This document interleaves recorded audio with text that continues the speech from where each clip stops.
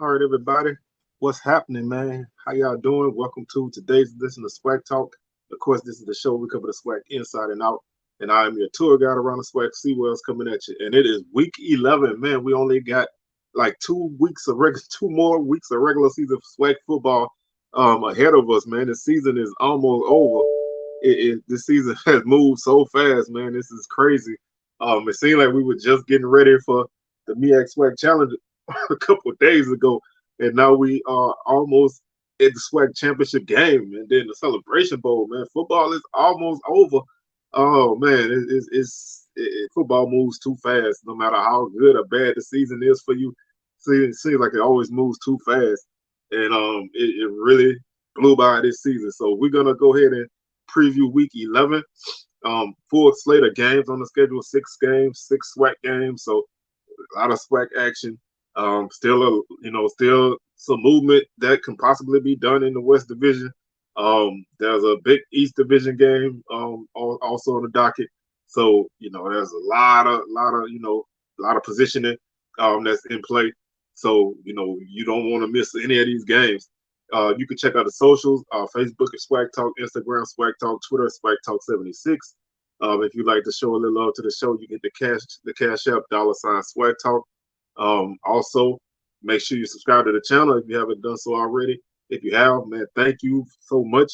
And tell somebody else to subscribe, man. Let's get those numbers going, man. Let's continue to grow. Hit that notification bell to be alerted to any videos that I drop. And like the video, share them, and feel free to comment on your thoughts on week 11.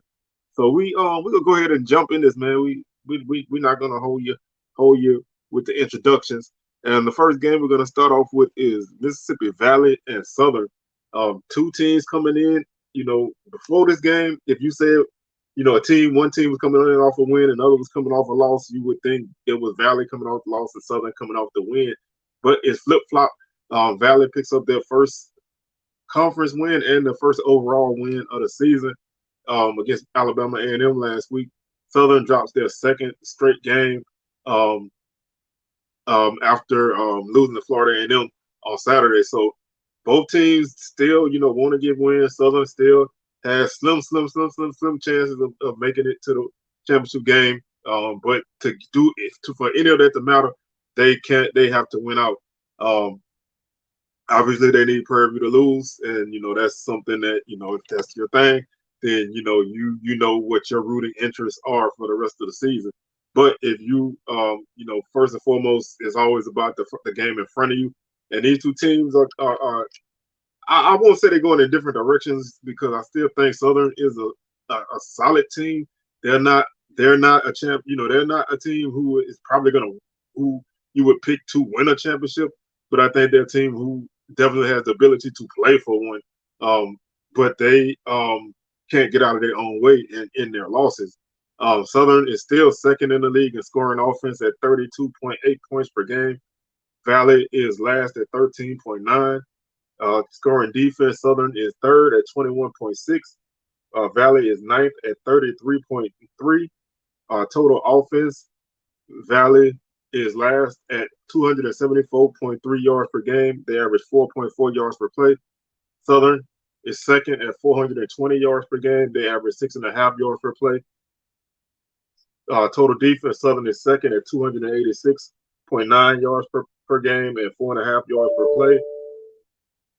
Valley is last in total defense at 467 yards per game and 6.7 yards per play. So you can see the difference in between the two teams. Now, Valley is a scrappy team. Their numbers aren't going to be great, but they play hard, and they can make a game ugly and put themselves in a position to be in this game late. Southern is second in the nation offense at 217.7 yards per game. They average 5.4 yards per carry, which is the tops in the league. Valley is eighth in the league in rushing at 145.6 yards per game, and they average 3.8 yards per carry. Those numbers can change in a heartbeat in terms of the rushing yardage total in a game for Valley because they have guys that can carry the ball. Caleb Johnson is obviously still one of the better backs in the league. Not having a great season, but still one of the better backs in the league. You can go to Jacoby Thomas. Jelani Easton can run. if they need him. Jakari Jones can run. So they have guys that can Jamari Jones, excuse me, can run. So they have guys that can carry the ball. Their problem a lot of times is not being able to sustain drives and falling behind. Rushing defense, Southern is second at 103.3 yards per game. They allow 3 yards per carry. Valley is fifth in rushing defense at 147.2 yards per game, and they allow 4.4 yards per play. So that's actually a matchup that's going to be interesting. That Southern running game against the Valley run defense, they do a pretty decent job of stopping the run or at least slowing you down. So if they can make Southern have to throw, this can be a very interesting game because Southern, although they're fifth in the league in passing offense at 202 yards per game, they are susceptible to interceptions. They have 10 on the season to go with 15 touchdowns. The last 2 weeks, they haven't really thrown the ball well. So if you're Valley, you kind of want to get Southern out of the run game, and maybe force them to throw. Valley is last in the passing offense at 128.8 yards per game. They have 11 touchdowns and 6 interceptions. Now Valley's pass defense is not playing well right now. They're last in the league at 320 yards per game. They've allowed 21 touchdowns and they have 6 interceptions. So, if you're Valley and you're trying to make Southern throw, you're really gonna have to be on top of your game, because that's something that you don't do that well is passing defense. Southern is third in the league in passing defense at 183 yards per game, and they have allowed 14 touchdowns and they have 10 interceptions.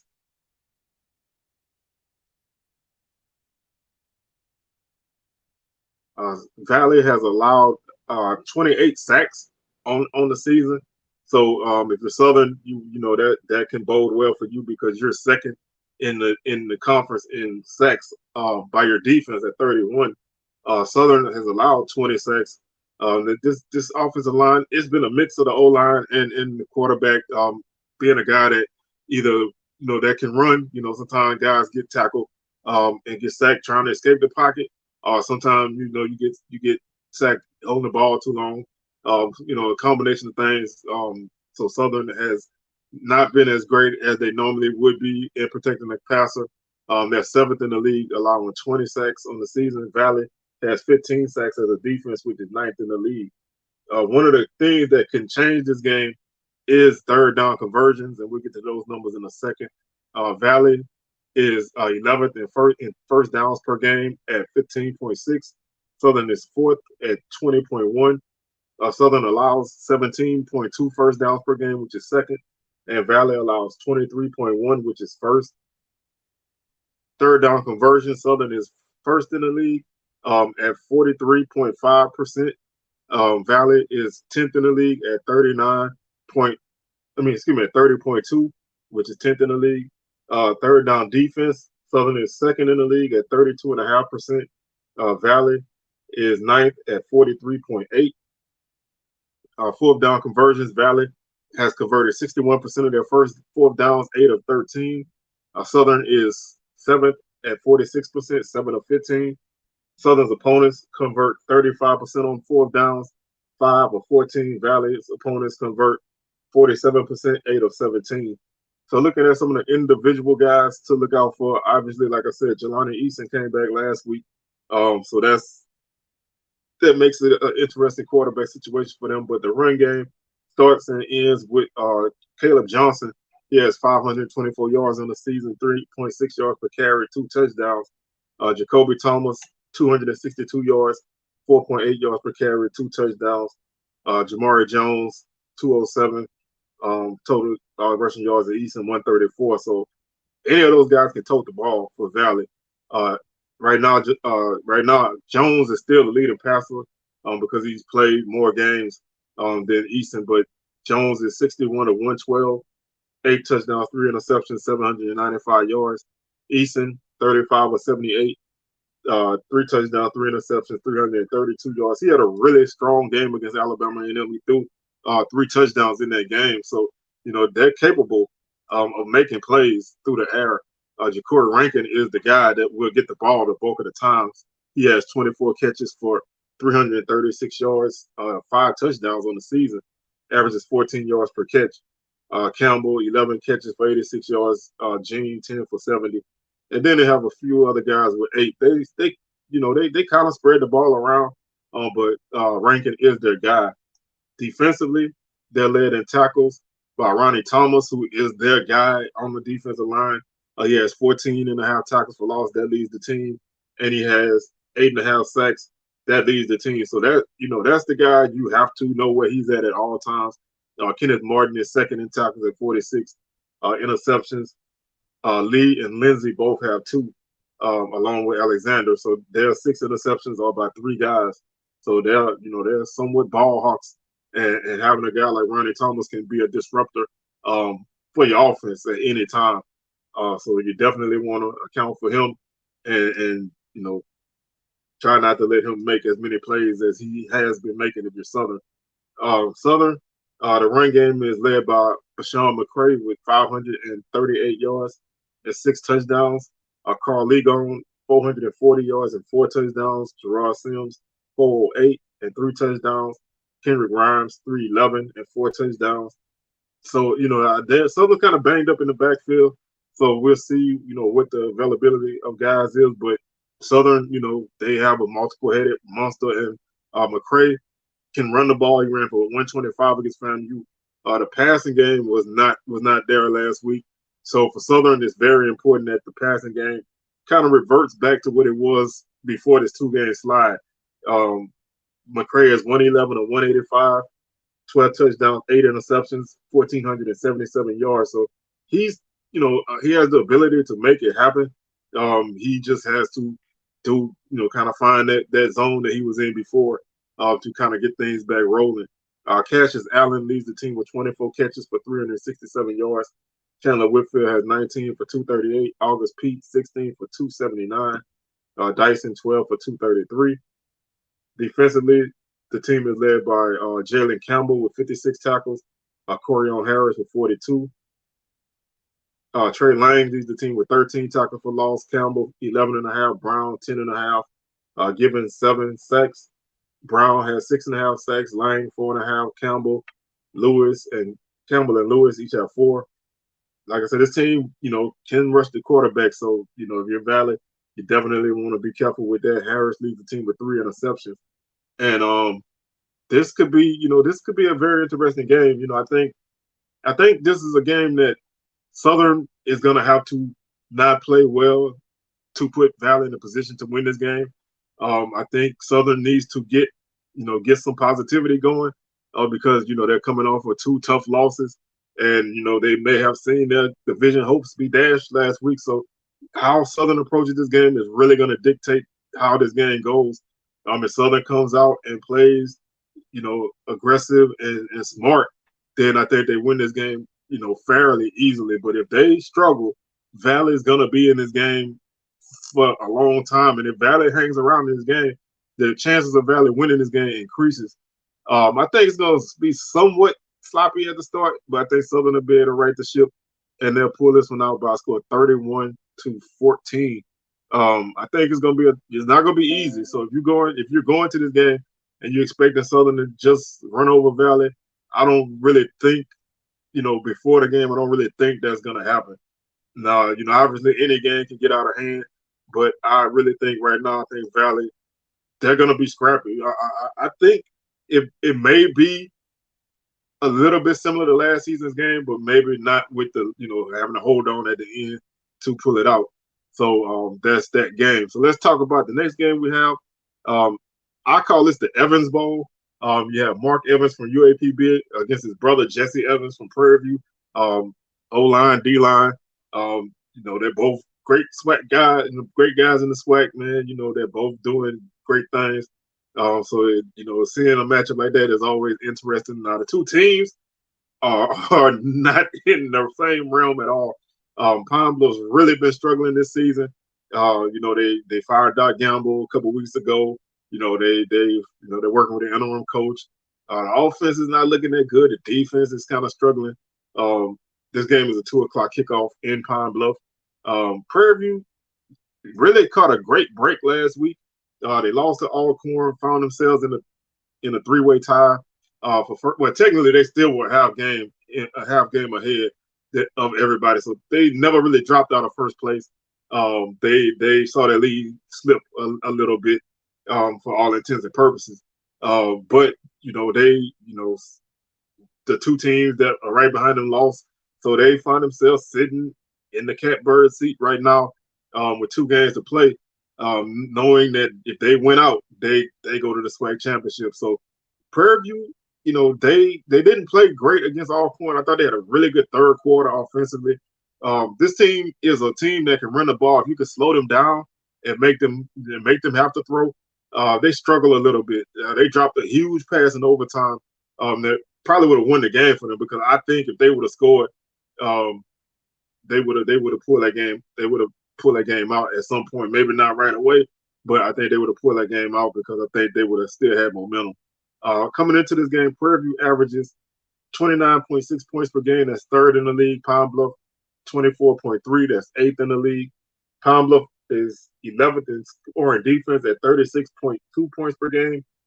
Prairie View is sixth at 26.8. Total offense. Prairie View is fourth in the league in total offense at 376 yards per game. They average 5.6 yards per play. Pine Bluff is ninth at 316 yards per game and 4.8 yards per play. Total defense, Pine Bluff is 10th. They allow 441 yards per game and 6.6 yards per play. Prairie View is sixth in the league in total defense at 366 yards per game, and they allow 5.4 yards per play. Prairie View leads the league in rushing offense, and that's no surprise when you have a team that runs the ball as much as they do. They have 406 carries, which is about 28 more than the second place team. So they run the ball a lot, and they have 232 yards per game and average 5.1 yards per carry. Pine Bluff is at 145.6 yards per game and 4.3 yards per carry. They're tied with Valley for eighth place in rushing offense. Rushing defense, Prairie View is eighth in the league at 185 yards per game and 4.6 yards per carry. Pine Bluff is 11th at 232 yards per game and 5.9 yards per carry. That's a recipe for disaster. But your defense already doesn't stop the run well against a team like Prairie View that's going to try to run the ball regardless. This can be a game that can get ugly quick for you. If Prairie View doesn't play the run really great consistently, so with a guy like Kayvon Britton, maybe he could get some big plays, but it's going to be tough. Prairie View is 11th in the league in passing offense at 144 yards per game.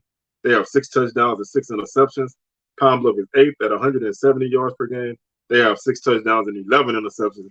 Pine Bluff has had quarterback issues all season, so they're susceptible to multitudes of mistakes in that position, which leads to the offense kind of being stagnant at this point in the season. Prairie View is second in passing defense, allowing 180 yards per game.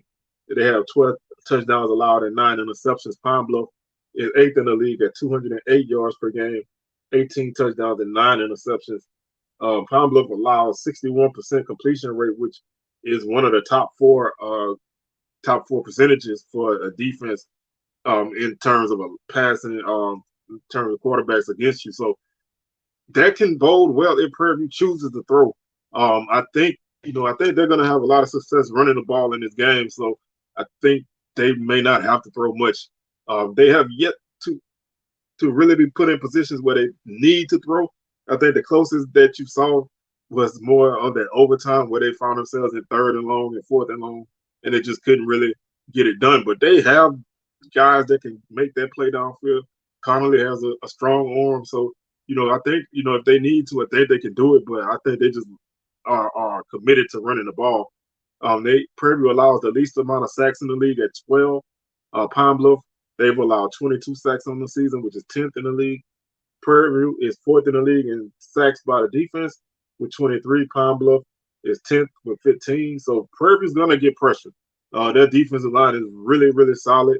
They have guys that can definitely make something happen with with pressure on the quarterback. So you can, if you're Pine Bluff, you need to protect your quarterback, especially if one of the younger guys is playing, because they haven't really done well with pressure this season. For first downs per game, Prairie View is fifth at 19.8. Pine Bluff is 10th at 17.4. Opponent first downs, Prairie View is sixth at 20.6 per game. Pine Bluff is seventh at 20.9, so they're pretty even right there. Third down conversions, Prairie View is fourth in the league at 39%. Pine Bluff is eighth at 31%. Third down defense, Prairie View allows 40.5% completion rate on third downs, which is eighth in the league. Pine Bluff is 10th at 44.2. So both defenses struggle to get off the field on third downs. Fourth downs, Pine Bluff is ninth in the league, 6 of 16 for 37%. Prairie View, 5 of 10 for 50%. That's fifth. Fourth down conversions as a defense, Pine Bluff is first. They only allow 30%. So if they get you to a third down, they find a way to get off the field. But typically they give up a first down on those third downs more often than not. Prairie View is fourth at 37.5% opponent fourth down conversion rate. Looking at some of the individual names to look out for, right now, Lamar Antoine leads Prairie View with 600 yards. Connolly, 568, and 12 touchdowns, which is, I think that's tied for the league lead. Jaden Stewart has been coming on strong the last couple of weeks, 567 yards for him and 6 touchdowns. He averages 6 yards per carry. Connolly, 5.4. You have a guy like Connor Wisham, who doesn't have a lot of carries, but right now he has 160 yards, and he's averaging 5.3 yards per carry. Chris Heron only has 101 yards, but he's averaging 7.8 yards per carry. So anybody that touches the ball for Prairie View is gonna get you 4, 5, 6 yards, which puts you in great second down and great third down positions. To beat Prairie View, you have to get them behind the chains, and you have to score points. If you can build a lead and get them behind the chains and make them throw, I think you got a decent chance in this game. But for Pine Bluff, your run defense isn't good, so I don't know. Maybe you can, find a little spark to get you going. But Connolly, 107 or 178, 6 touchdowns, 5 interceptions, 1,187 yards on the season.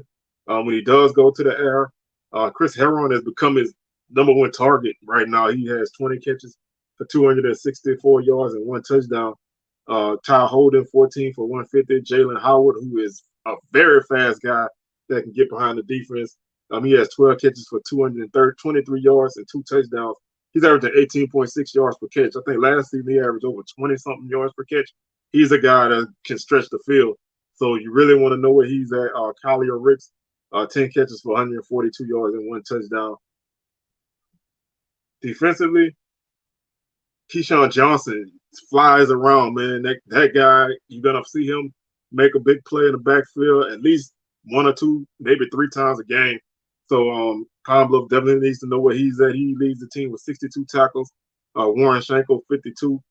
Jesse Evans, 48 tackles. Evans leads the team in tackles for loss at 11.5. Very fast guy off the line of scrimmage. And he can, if he gets his hands on you, you're going down. So you really need to know where him, Johnson, and James are on the defensive line for sure. Those are the 3 guys that can really wreck your drives. Johnson leads the team with 5 sacks, interceptions. Logan Jackson and Gerald Smith lead the team with 2 apiece. Pine Bluff's running game really is led by Kayvon Britton. He is the number 2 running back in yards, I believe, in the conference at 816 yards on the season. He has 12 touchdowns. If he doesn't get going, then the offense doesn't go. If you look at some of their losses, he did not really do a lot. I think against Alabama A&M, he had a big game on the ground. They lost that game, but most of the games they lost, they could not run the ball. So if he can't run the ball, then Pine Bluff is definitely going to struggle. Skylar Perry is second on the team with 166 yards on the season and 1 touchdown. Quarterback play has really been tough for Pine Bluff. Skylar Perry has been battling injury. He's 109 for 204, 5 touchdowns, 5 interceptions. He has 1,088 yards on the season. He's completing 53% of his passes. Jalen Macon was playing at some point, but he got injured. So his stats aren't that great. Chance Edwards is the other guy that's been playing quarterback, and he's also a freshman like Macon, and he's been making those freshman mistakes, and not really having a great command of what they're doing right now. He's 16 of 41 for 39%, 145 yards. He has no touchdowns and 3 interceptions. So for this offense to go, I think Perry needs to be consistent, and provided that he's not banged up, which he has been at points this season. Raekwon Prince leads the team with 29 catches for 290, 3 touchdowns. Britton 22 for 124, and Chris Cochran 22 for 248. Defensively, they're led by Rico Dozier with 50 tackles, Sincere Jones 46, Williams 41, and Woods 41 tackles for loss. Dozier and Gray lead the team with 5.5, and Clark leads the team with 3.5 tackles for loss, 3.5 sacks. Interceptions, Nathan Seward has 3, and Henderson has 2. So those are 2 guys who you definitely want to kind of know where they're at when you throw the ball, because you don't want them to snag it out the air. This game is pretty simple, man. Prairie wins this game because they can run the ball and Palm Bluff can't stop the run, and that's what Prairie does. And if they can run the ball, then they're gonna run it. They commit to the run, and that's that. So unless Palm Bluff can slow that run game down and force them to throw, then this is gonna be a long game. I think Prairie wins this game by a score of 38-10. And they continue their march toward the West Division title. The next game we want to talk about is Bethune-Cookman at Alcorn. This game is also a 2 o'clock kickoff. There's 4 games that kick off at 2 o'clock this week, so this is also an early game, and this is the HBCU Gold game of the week. So definitely make sure to check that out. Alcorn coming off of a big win against Prairie View. They were on a 3-game slide and kind of slipped out of the division race. But they're still hanging around. But it's going to take some work for that to happen. But they picked up a big victory behind the defense for sure. The running game and defense is what got them where they needed to go. Bethune-Cookman, they had an opportunity against Alabama State, but that defense from Alabama State started to slow them down later in the game, and their defense can't stop anybody really. So they gave Alabama State one of their better offensive efforts of the season.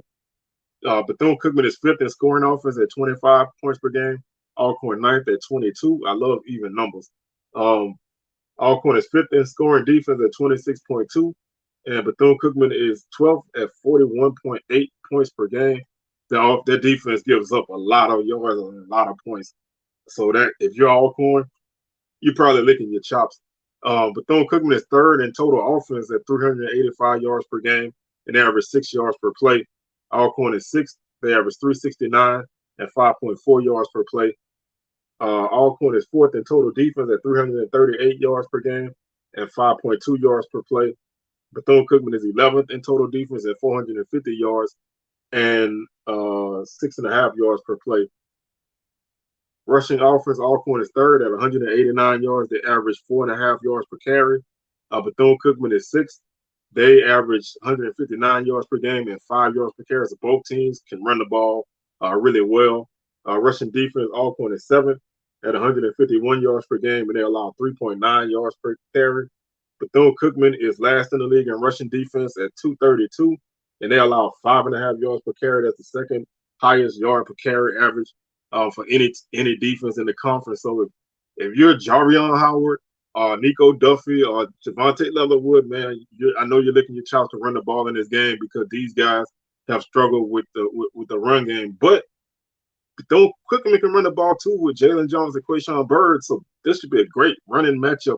Bethune-Cookman passes the ball better than Alcorn. They're 225 yards per game, 11 touchdowns, 11 interceptions, which has been their downfall as turnovers. And that's 4th in the league. Alcorn is 7th in passing offense at 180 yards per game, 9 touchdowns, 8 interceptions. Alcorn defense is 4th against the pass at 187 yards per game. They have 6 interceptions on the season, and they've allowed 12 touchdowns. Bethune-Cookman allows 217 yards per game through the air. They have 8 interceptions and 18 touchdowns allowed, and that's 10th place. So the running game for Alcorn should definitely be the huge factor. But I think if Alcorn can go to the air, I think they can have some success. Alcorn is sixth in sacks against at 20. They're tied with Southern and Alabama State. Um, Basically top of fifth.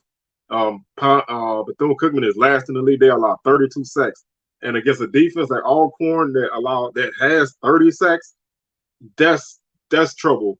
That defensive line and those linebackers from Alcorn and those defensive backs are gonna make life tough for Jalen Jones.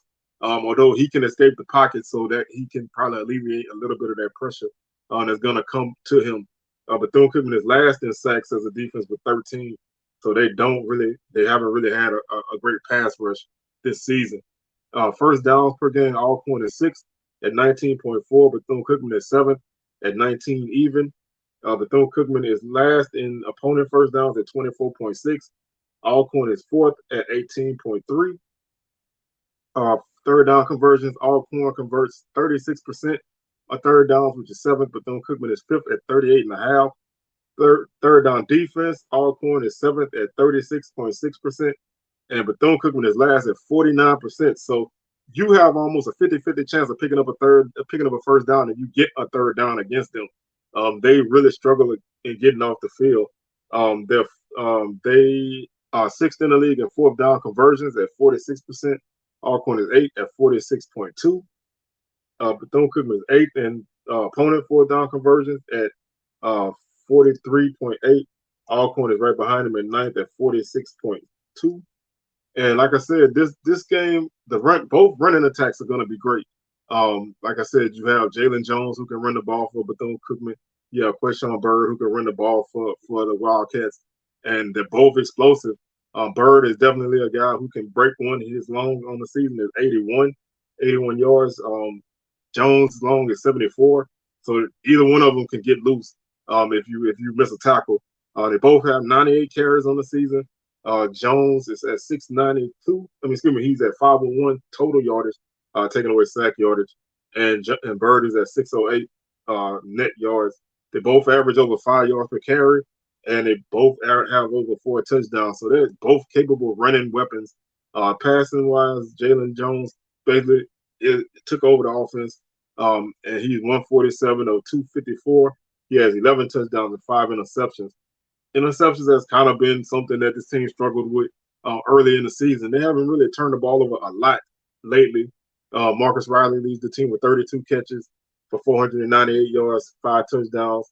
He averages 15.6 yards per catch. Kamari Everett, 31 catches for 364 and 5 touchdowns. After a slow start, Everett has been kind of picking it up, and he's been becoming a bigger factor in pretty much every game from this point on. Ratliff leads the team with 49 tackles. Lewis, 48. Tackles for loss, Loving, 5.5. Sacks, Loving, 2.5. Interceptions, Amari Hill Robinson has 4 to lead the team. He's an all-swag guy, so you're definitely gonna have to be careful throwing the ball against him. If you have a young guy starting like Trey Lawrence who didn't have the best game against Prairie View, you might be tempted to kind of make some plays down the field, but a guy like that is gonna definitely control his side of the field, so he can force a couple turnovers and maybe even out this game. Special teams, Darnell Dees. That's a guy you definitely have to watch out for in the return game. He also blocks kicks, so you definitely need to be aware of him at all times. But Alcorn, it starts and ends with the running game. Jarvion Howard, 1,056 yards. He went over 1,000 yards against Prairie View. Still has 2 games left, so he can probably bust over 1,300 yards with a good game here, and then a pretty decent game next week. Let's see, 5.5 yards per carry. And he's a beast. He's strong. He don't mind doing the dirty work. He has 10 touchdowns, but he can break loose too. He has a long of 78. So he's not a guy that's just going to get 5 yards every time. If you miss tackles, and he's going to break some. If you miss tackles, he can break it down the field. So you definitely need to tackle really well against a guy like that. Nico Duffy, still a solid back, 317 yards. Leatherwood, 289. He can make plays too. He made a couple big runs against Prairie View. Allen still is the leading passer on the team, 121 of 194, 8 touchdowns, 7 interceptions, 1,423 yards. Lawrence started last week. He didn't have great numbers. He's 14 of 37 for 164 yards. He has 1 touchdown and 1 interception. Uh, Receiving wise, Juan Anthony has 30 catches for 366 yards and 2 touchdowns. CJ Bollard, 19 for 204. He's been coming on late this season. He battled some injuries. Malik Rogers, 17 for 254. And Hunt, 16 for 306, 19.1 yards per catch. Hunt is their deep ball guy. So you definitely want to be aware of him. If Alcorn can throw the ball deep, he's going to probably be the guy to go get it. Terrence Ellis leads the defense with 57 tackles. Claudine Cherilus, who had a tremendous game against Prairie View, was around the ball all the time. He has 45 tackles to lead the team. Kinsler, 44, another guy who can definitely come up and stick you. Bailey leads the team with 8 tackles for loss. Cherilus, 7.5. Ellis, 6. Webb, 6. Sacks. Bailey with 7. Rice, 3.5. Cherilus, 3. Ballard, 3. Ellis, 2.5. They get their sacks and they do their work in numbers. They have multiple guys that can rush the quarterback. So it's not a case of if you just keep guys out on this guy, you can make do. You have to be aware of everybody because they all can get after the quarterback. Interceptions, they're led by McCullum with 2. He had a big interception at the end of the game against Prairie View to seal that game. So all of that being said, man, I think because Bethune-Cookman's offense is really, really underrated this season. They're rated really highly statistically, but they don't get any attention from anybody. That's why I'm saying they're underrated. I think their offense is good enough to keep them in this game, but their defense just has not been good. And if Alcorn can run the ball well, then this game will get ugly. But I think Bethune-Cookman's offense will keep them in this game. And Alcorn wins this game by a score of 27-19. Bethune-Cookman's had a lot of games with odd scores, so that's why I picked them to score 19. They can score 22, 26, or whatever. So that's why I picked them to have 19. The next game on our schedule is our game of the week, and that's Alabama State hosting Florida A&M. This is a low-key big game, especially for Alabama State. They win this game, they can finish second in the East Division, and they put a damper on Florida A&M's playoff hopes, which I don't really know how great those are right now, but they are still in the mix. But a loss here would definitely pretty much dash those and put them into a tie with Alabama State, who would win second place because of tiebreaker at this point. So this is still it's not a first place battle, but if you're a team like Alabama State, being able to finish second or even third in the division is definitely a great start for Coach Robinson. So this game does have a lot of meaning, and that's why I picked it for my game of the week. This should be a pretty interesting game. Alabama State, they averaged 19.9 points per game. They had a great offensive effort against Bethune-Cookman last week, but they typically have not been that explosive offensively. Florida A&M is at 24.3 points per game. They have that's seventh place. They had a 30-point game last week as well. So they both teams coming off of 30-point plus performances. So both offenses had a pretty decent night. Florida A&M is fourth in scoring defense at 23.6, and Alabama State is second at 20.2.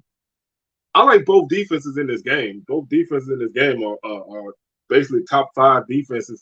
So I think that this is going to be a more defensive battle than an offensive battle. I think if you can make things happen offensively against either defense, I think that gives you a better chance in this game. Florida A&M is 7th in the league in total offense at 357.6. Alabama State is 10th at 304.4. Alabama State does average 5 yards per play, so when they do move the ball, they do a pretty decent job of picking up yardage.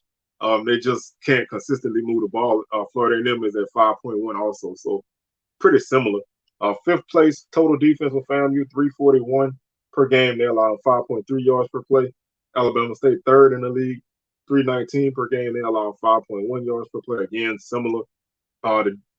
Both teams struggle to run the football. They're 11th and 12th in rushing offense, and that's a surprise to me for both teams because AJ Davis is a pretty bruising back for FAMU. McLeod can run the ball, Jennings can run the ball. So their numbers to me should be higher. Alabama State's the same way. Santo Dunn is a guy that can get loose. Ja'Cory Merritt can get loose. So they have those guys. Howell is another guy that can run the ball. Um, he's more of that bruising guy, but they both teams have the means to run the football, but they struggle. They're 11th and 12th. Alabama State is 11th at 111 per game. FAMU is 12th at 100 yards per game.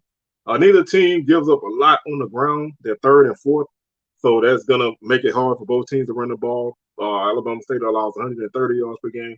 FAMU 142. FAMU, the difference to me in this game is gonna be Florida A&M's offense in the passing game.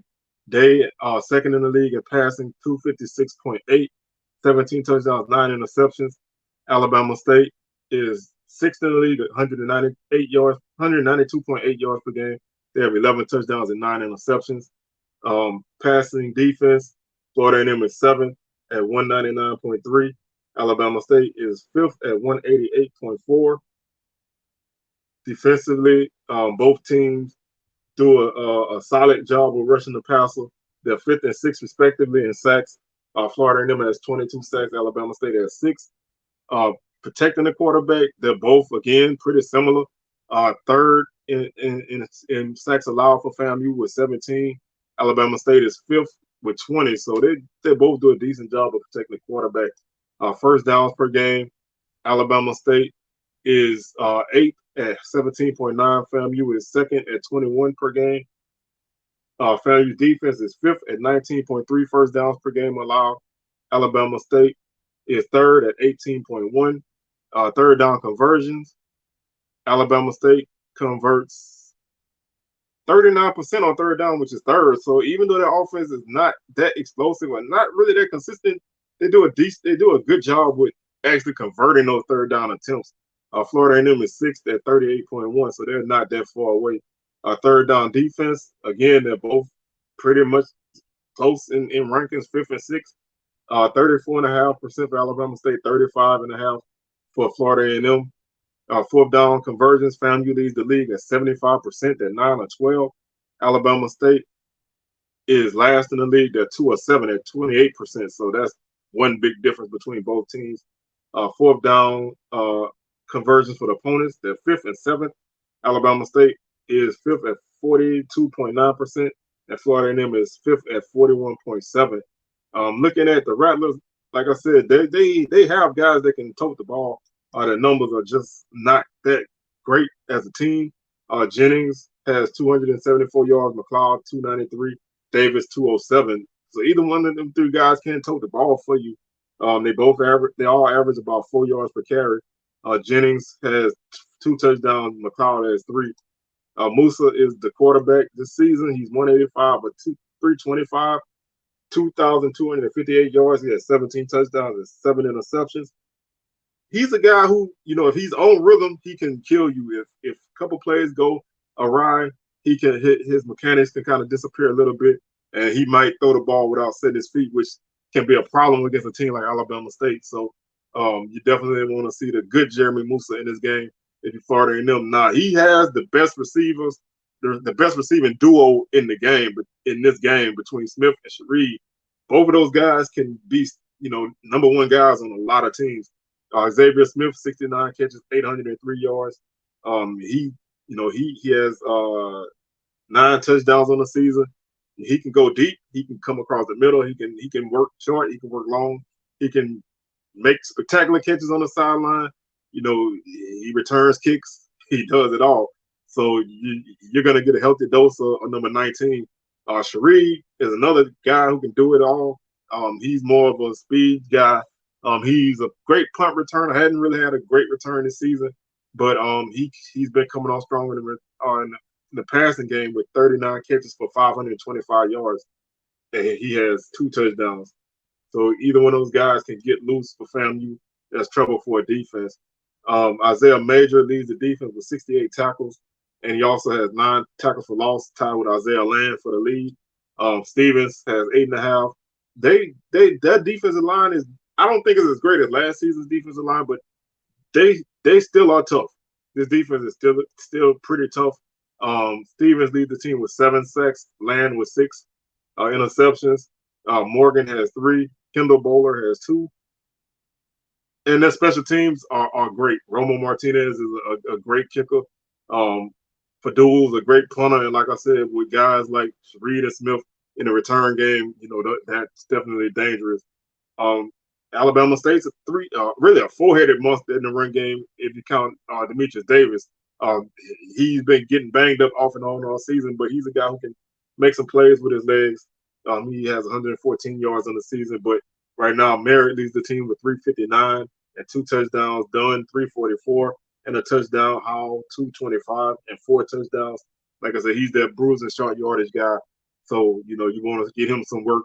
But you definitely want to get Santo Dunn the ball. He's an explosive guy, and he can make some things happen. Davis, 69 of 116 passing, 7 touchdowns, 3 interceptions, 846 yards. Crawley, 54 of 92, 781 yards, 4 touchdowns, 5 interceptions. Either guy can make some things happen for the offense.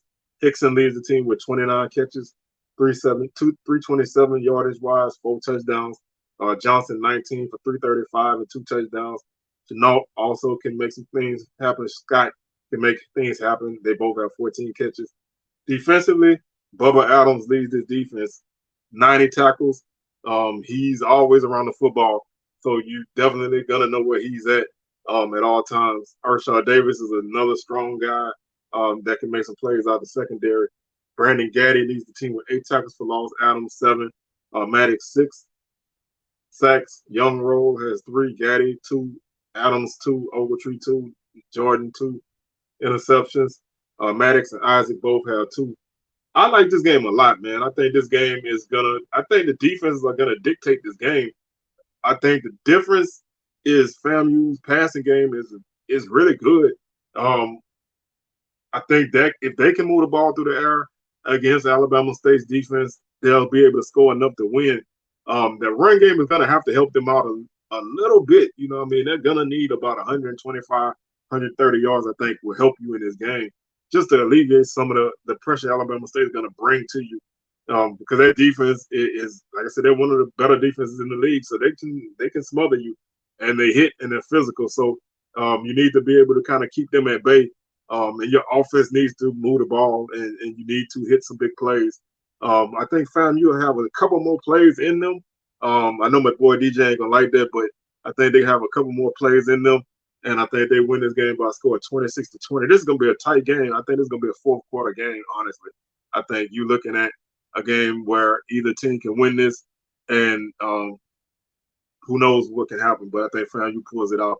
The next game we have is another game that's not, the last couple of weeks has become more and more interesting, and that's Grambling and Texas Southern. Grambling offensively is really a hit or miss offensively, but they can make some things happen.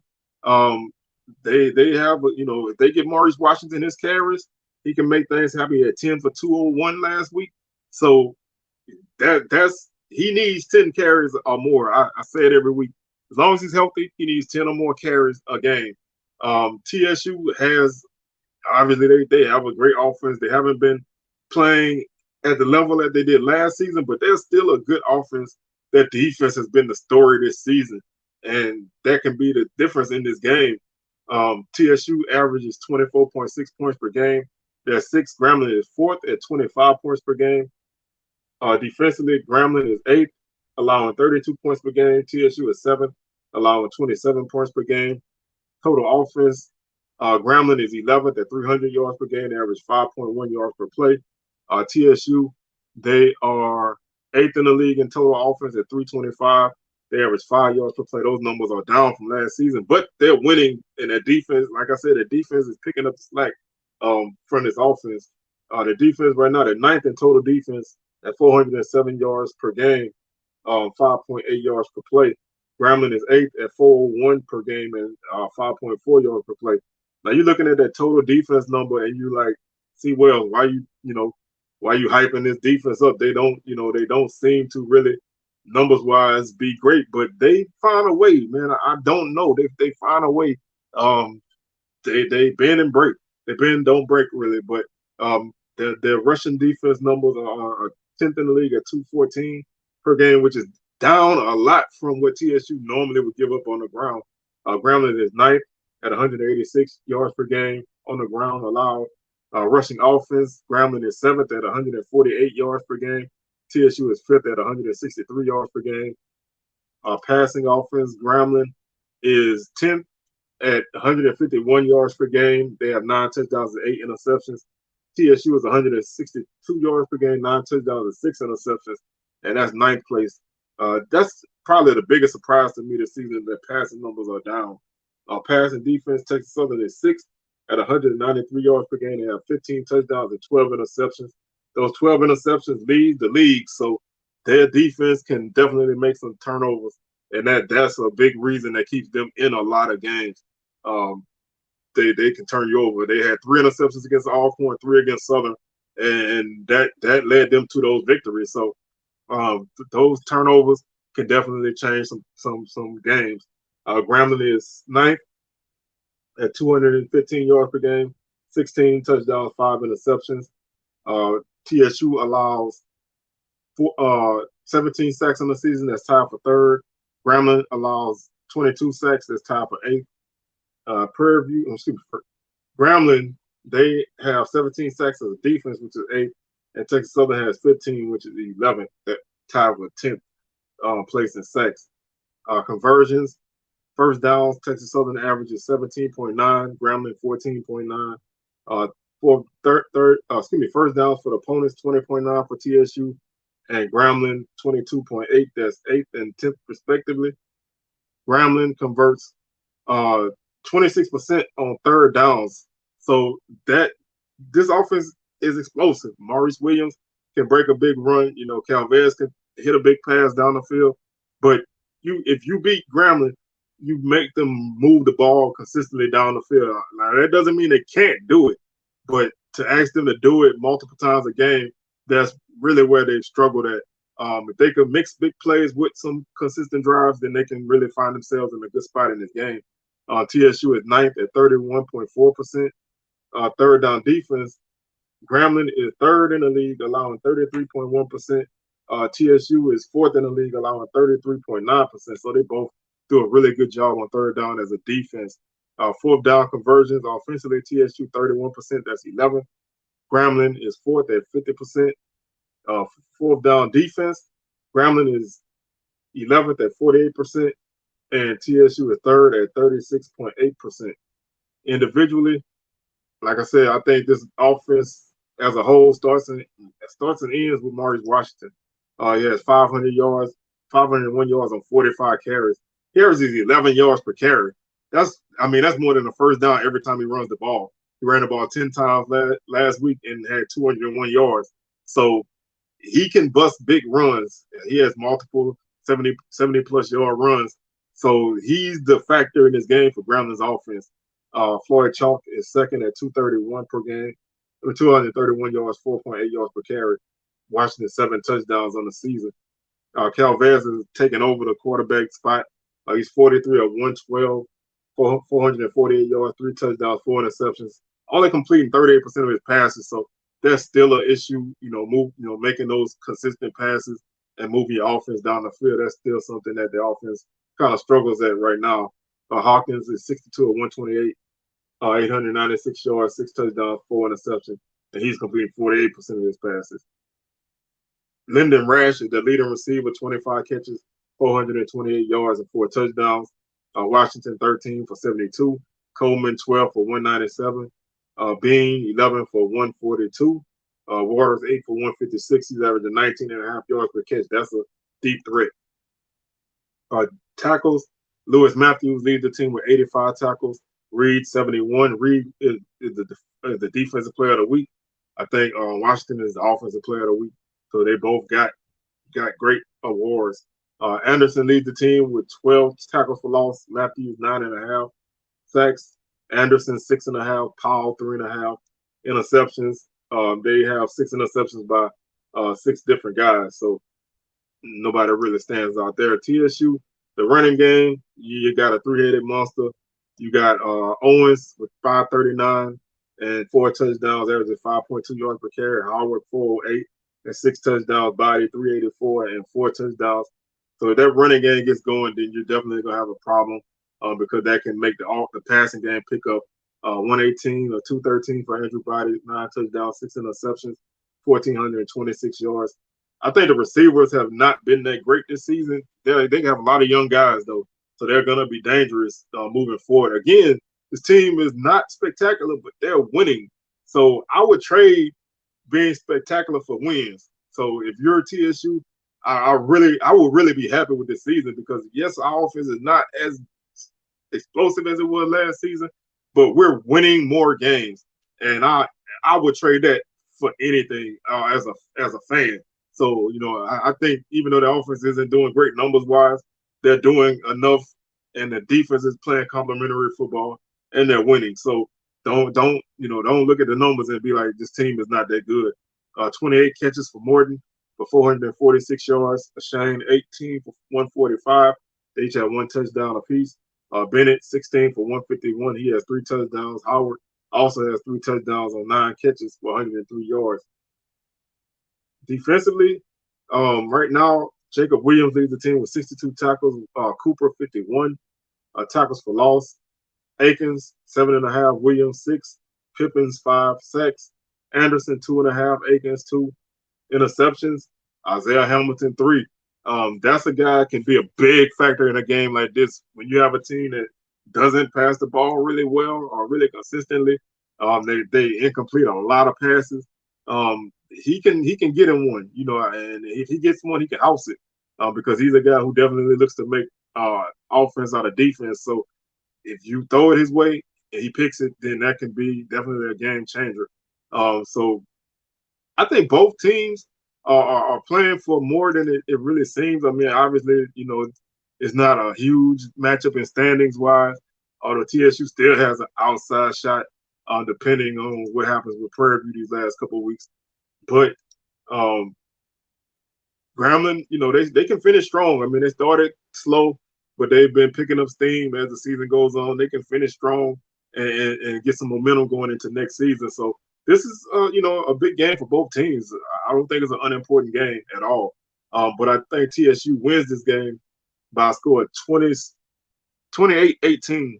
I think TSU's offense is good enough to beat Grambling. I don't think Grambling's offense can really, muster this kind of effort on the road. This will be their first real road game since they've kind of had that little boost in offense. So we'll see if that can travel with them as they go to Houston because TSU has been pretty solid all season. And that leads us to our final game on the docket, and that's the Gulf Coast Challenge, Jackson State against Alabama A&M in Mobile. Last season, you know what happened at Alabama A&M homecoming. JSU blitzed the hell out of Alabama A&M, and they wore them out. Bulldogs, I think they want revenge, but JSU is a machine. They're on fire. They do, they kind of do what they do, and nobody's really been able to slow them down a lot, and nobody's been able to slow them down enough to beat them. So Alabama A&M has a huge task ahead of them. Jackson State leads the league in scoring offense at 40 points per game. Alabama A&M is 10th at 20.9. Alabama A&M is 10th in scoring defense at 34. JSU first at 9 points per game. Total offense, Jackson State first, 480 yards per game, 6.4 yards per play. Alabama A&M is fifth, 369 per game and 5.3 yards per play. I think the offense has been getting better week by week. They didn't have a great game against Valley, though, so that can definitely hold you back a little bit. Defensively, Alabama A&M is seventh in total defense at 381 per game. That's definitely an increase over last season. Jackson State first at 201 per game, allowing 3.4 yards per play. Rushing offense, Jackson State is fourth. That's been a huge boost to this offense. 173 yards per game, 4.9 yards per carry. Alabama A&M is 10th at 143.7 and 3.8 yards per carry. Jackson State leads the league in run defense at 86.3 yards per game, and they allow 2.6 yards per carry. A&M is sixth in rushing defense at 149 per game and 4.2 yards per carry. Passing offense, JSU first, 307 per game, 29 touchdowns and 5 interceptions. A&M is third in passing offense. They come on pretty strong in the passing game late in the season, 226 per game, 10 touchdowns and 12 interceptions, which are the most thrown by any team in the league this season. So they have had big problems with interceptions. Jackson State first in passing defense, 115 yards per game, 6 touchdowns, 7 interceptions. A&M is 11th in passing defense, 231 per game, 20 touchdowns, 9 interceptions. Defensively, sacks against Jackson State allows 14 sacks on the season, which is second.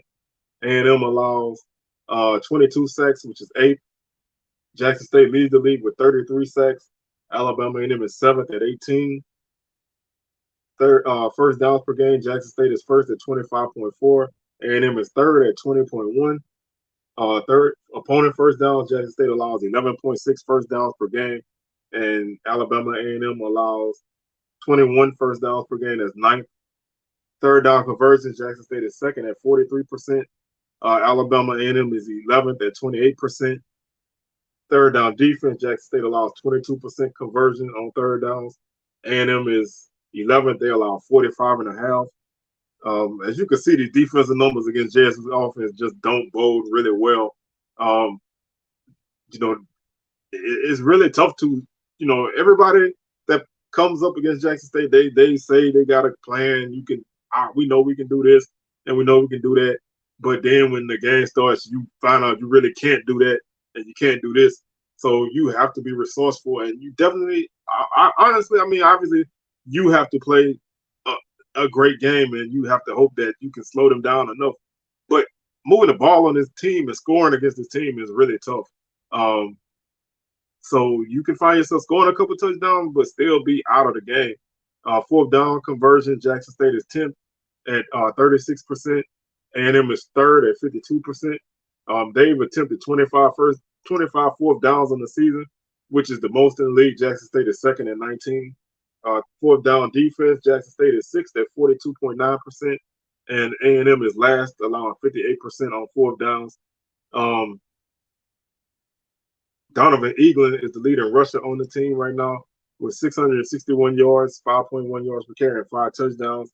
Jemison, 197, 4.4 yards per carry, 3 touchdowns. Quincy Casey has kind of taken over the job the last few weeks. He's 70 of 117, 5 touchdowns, 5 interceptions, 941 yards. Xavier Langford, 96 for 174, 1,067 yards. He has 5 touchdowns and 7 interceptions. So they're pretty even in most numbers. In the passing game, Isaiah Cox leads the team with 29 catches for 388 yards and 3 touchdowns. Young, 23 catches for 289 and 2 touchdowns. Hambrick, 23 for 231 and 2 touchdowns. Gardner, 19 for 250. Defensively, they led in tackles by Drake Terry with 60, Moses Douglas with 51. Hayes leads the team with 15 tackles for loss. Terry, 9. Hayes and Thomas Douglas, and Jabron McNeil each lead the team with 3 sacks. And Rice and Moses Douglas have 2 interceptions to lead the defense.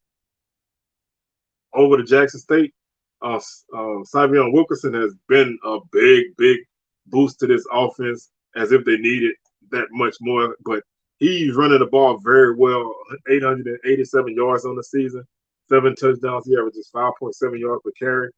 Santee Marshall, 293 yards, 6.5 yards per carry. J.D. Martin, 156, 4.5 yards per carry. Shedeur Sanders, 148. Shedeur has 5 touchdowns, so he, whether it's in the red zone or he break loose like he did against Southern, he can get in the end zone. Wilkerson has 7 touchdowns. Passing, Sanders is 251 or 350, 27 touchdowns, 5 interceptions, completing 72% of his passes, 2,677 yards. When he goes to the air, multitude of guys, but right now Dallas Daniels leads the team with 49 catches, 578, yardage wise, 6 touchdowns. Hooks, 45, 477, 7 touchdowns. Stevens, 28 for 294. Coleman, 18 catches. Gaines, 17. Powers, 14. Wilkerson, 14. Martin, 13. Davis, 12. Buckley, 12. Davis, 10. Marshall, 10. Travis Hunter has 7 catches now. So it's a lot of guys that can catch the ball for this offense. So you definitely have to be able to slow down a lot of guys. And it's a challenge. Can you do it? Aubrey Miller leads the defense with 48 tackles. Definitely an NFL linebacker. I don't care what nobody say. I think he's a great guy on the field, sideline to sideline, in the backfield, whatever you need him to do. He's there. He hits hard. You can tell he definitely brings the lumber when he comes to make a tackle. Silman Craig, 45 tackles. Another guy out the secondary that can come downhill and knock your block off. Reagan leads the defense with 10 tackles for loss. Gaddy, 9. Davis and Brown, 5.5. Huggins, 4.5. Sacks. Niles Gaddy leads the team with 5.5 sacks. Reagan, 4.5. Brown, 4.5. Arrington, 3. Huggins, 2.5. Interceptions.